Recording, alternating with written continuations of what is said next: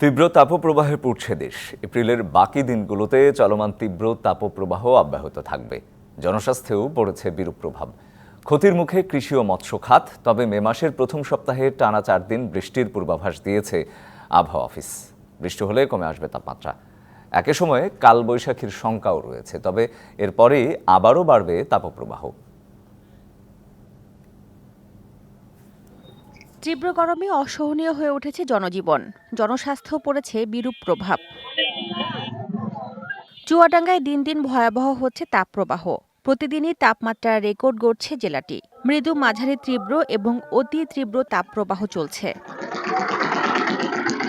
তীব্র তাপপ্রবাহে পুড়ছে রাজশাহী। শুক্রবার মৌসুমের সর্বোচ্চ তাপমাত্রা উঠেছিল 42.4 ডিগ্রি সেলসিয়াস।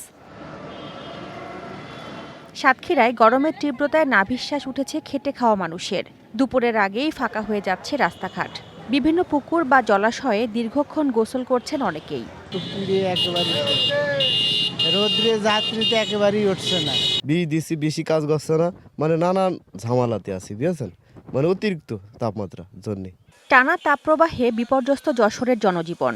তীব্র গরমের সাথে বাতাসের আর্দ্রতা বেশি থাকায় কৃষি শ্রমিক সহ কর্মজীবী মানুষ পড়েছেন বিপাকে। পানি দিয়েও রক্ষা করা যাচ্ছে না মাঠের সবজি। রাস্তার পিচ গলে গিয়ে যানবাহন চলাচলে ভোগান্তি হচ্ছে। গরমের যে অবস্থা, সারাদিনে দোকানদারি করতে পারতেছি না। এই গরমে প্রচন্ড কষ্ট হচ্ছে, তারপরেও আমরা আমাদের দায়িত্ব থেকে আমরা পিছিয়ে সত্যি পাচ্ছি না। পানি খাচ্ছি, পানি দিয়েও কাজ আছে।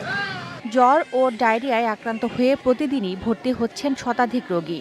শয্যা কম থাকায় রোগীরা হাসপাতালের বারান্দা ও করিডোরে চিকিৎসা নিচ্ছেন। আবহাওয়া অফিস জানিয়েছে, এপ্রিল মাস জুড়ে এ অবস্থা থাকবে। তাপমাত্রা আরও বাড়বে। এ সময় বৃষ্টির কোনো সম্ভাবনা নেই। এদিকে ভোলা, বরিশাল, ঠাকুরগাঁও, পাবনা সহ বিভিন্ন জেলায় বৃষ্টির জন্য তৃতীয় দিনের মতো ইস্তিসকার নামাজ আদায় করা হয়েছে।